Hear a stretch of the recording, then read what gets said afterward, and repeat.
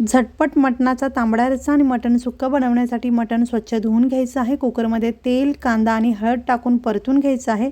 मटणसुद्धा थोडंसं परतून घ्यायचं आहे। यामध्ये चवीनुसार मीठ घालायचं आहे आणि याच्यावरती ताट ठेवून याच्यामध्ये आपल्याला पाणी घालायचं आहे। पाणी गरम झालं की मटणामध्ये घालायचं आहे। जेवढं हवं तेवढं पाणी टाकून आपल्याला कुकरचं झाकण लावून कुकरच्या शिट्ट्या काढायच्यात। 4 ते 5 शिट्ट्या तुम्ही काढू शकता। हे सगळे मसाले छान तव्यावरती परतून घ्यायचे आहेत, थोडंसं तेलावरती, आणि थंड करून या सगळ्याची आपल्याला छान बारीक अशी पेस्ट बनवायची आहे। मसाला बनवण्यासाठी तेलावरती हा सगळा मसाला आपल्याला छान परतून घ्यायचा आहे, अगदी तेल सुटेपर्यंत।